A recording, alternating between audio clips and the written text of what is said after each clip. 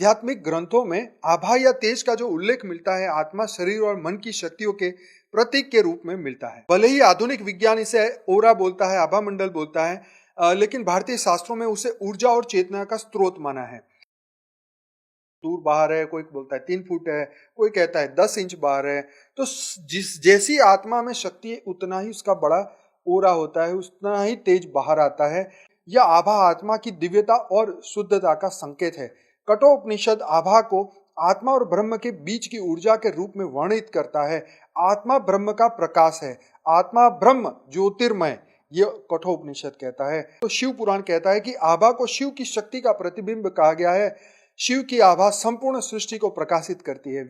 आभा को विष्णु के दिव्य स्वरूप का हिस्सा बताया गया है। विष्णु की आभा से भक्त का आभा मंडल भी शुद्ध और चमकदार हो जाता है। गरुड़ पुराण कहता है कि आत्मा की आभा कर्म और ध्यान के आधार पर बदलती रहती है। जो व्यक्ति ध्यान करता है उसकी आभा सूर्य के समान तेजस्वी हो जाती है। देखो कितनी मस्त बात है।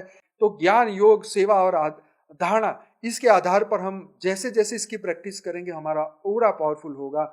जैसे हमारा मन शुद्ध होगा, हमारा अंतःकरण शुद्ध होगा, तो उतना हमारा ऑरा भी पावरफुल होगा। इसलिए बापूजी बोलते हैं आत्म स्वरूप का अभ्यास करो। आत्मा के स्वरूप में अगर आप स्थित हो जाते हैं तो ब्रह्म स्वरूप में स्थित हो जाने से, आत्म स्वरूप में स्थित हो जाने से हमारी आत्मा जो है वो पावरफुल बन जाती है, पावरफुल अनुभूति करती है और उस वक्त हमारा ऑरा पावरफुल बन जाता है।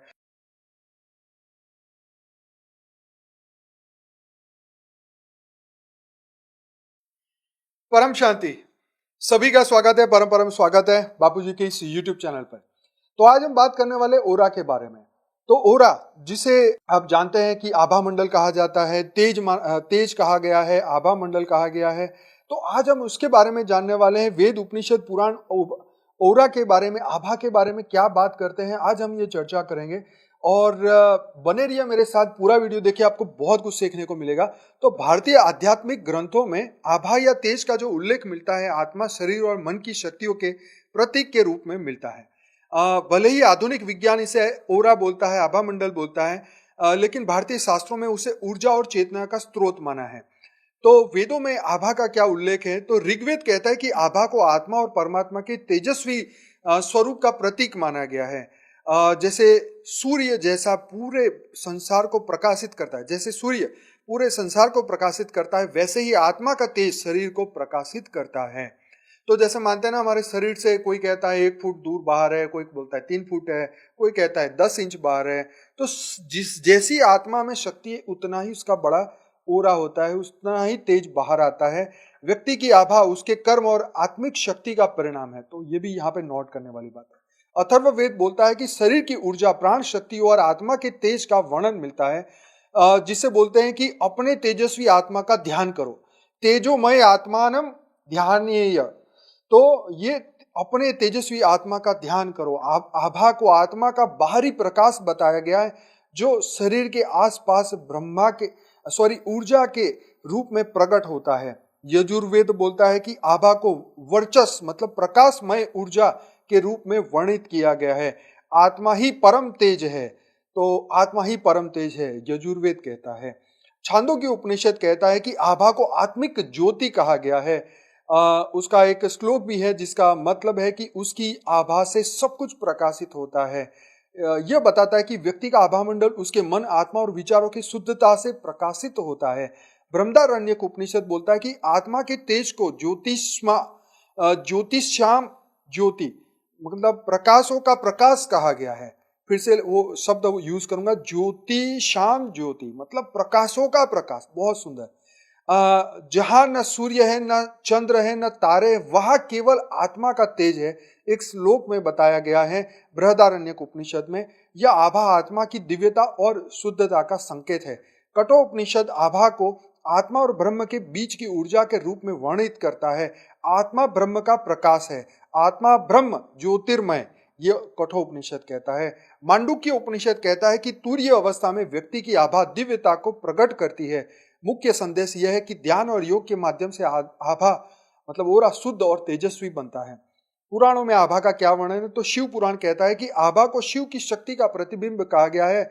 शिव की आभा संपूर्ण सृष्टि को प्रकाशित करती है। व्यक्ति की आभा उसकी ध्यान और व्यक्ति के अनुसार बदलती है। भागवत पुराण कहता है कि आभा को भक्त की पवित्रता और भगवान की कृपा का परिणाम कहा गया है। उदाहरण के तौर पे प्रहलाद की आभा भगवान विष्णु की भक्ति का प्रतीक बताया गया है। गरुड़ पुराण कहता है कि आत्मा की आभा कर्म और ध्यान के आधार पर बदलती रहती है। जो व्यक्ति ध्यान करता है उसकी आभा सूर्य के समान तेजस्वी हो जाती है। देखो कितनी मस्त बात है कि आभा मंडल बदलता है, आभा बदलता है, ओरा बदलता है।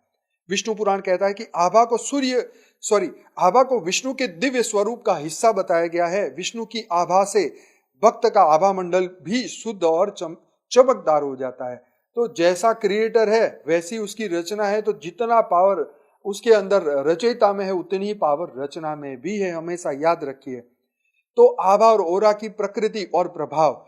तो आभा का जो 7 स्तर बताया भारतीय शास्त्रों में, आभा को प्राण मतलब जीवनी शक्ति, चित्त, मन के 7 स्तर से संबंधित बताया गया है। ये स्तर ध्यान, प्राणायाम और योग से संतुलित होते हैं। आभा और कर्म। शुद्ध कर्म, सच्चा ज्ञान और भक्ति से आभा तेजस्वी होता है। बुरे विचार और कर्म से आभा धूलित हो जाता है, मतलब डाउन हो जाता है, खराब हो जाता है। ध्यान और योग का प्रभाव। नियमित ध्यान और योग से आभा का शुद्धिकरण होता है। व्यक्ति की आभा उसकी ऊर्जा और चेतना को प्रतिबिंब करती है। तो जितना आप ओरा को पावरफुल बनाना चाहते हैं, इतना आपको ध्यान और योग करना पड़ेगा, तभी आप अपने अंदर वो पावर उजागर करेंगे। आभा का जो स्रोत, तो आभा का जो आत्मा की दिव्यता और ब्रह्म से जुड़ने का जो माध्यम है, यह आत्मा की शुद्धता, ज्ञान और ऊर्जा को दर्शाती है। तो यह आभा का स्रोत है। ध्यान, भक्ति और सच्चे कर्म से आभा तेजस्वी और प्रभावशाली बनती है। दिव्य आभा किसके होते हैं? तो ऋषि, योगी और भक्त की आभा उसके आत्मज्ञान और तपस्या के कारण दिव्य होते हैं। आभा आत्मा की दिव्यता और आत्मिक ऊर्जा का प्रतीक है। इसे शुद्ध और तेजस्वी बनाना ही आत्मा के विकास का मार्ग है।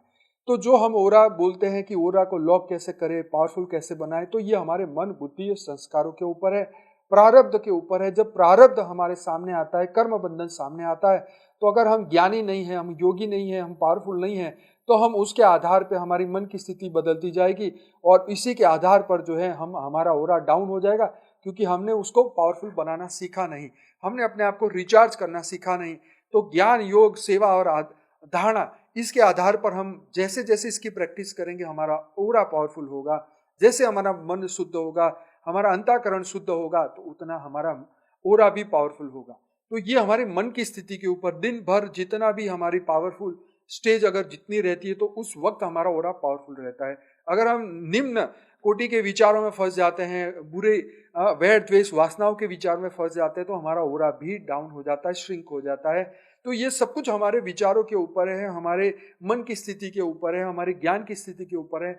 इसलिए बापूजी बोलते हैं आत्म स्वरूप का अभ्यास करो। आत्मा के स्वरूप में अगर आप स्थित हो जाते हैं, तो ब्रह्म स्वरूप में स्थित हो जाने से, आत्म स्वरूप में स्थित हो जाने से हमारी आत्मा जो है वो पावरफुल बन जाती है, पावरफुल अनुभूति करती है, और उस वक्त हमारा ओरा पावरफुल बन जाता है। तो सभी दिव्य आत्माएं, अगर आप और सीखना चाहते हैं, तो हमारी बापूजी की इस चैनल पे ओरा के बारे में कई वीडियो है।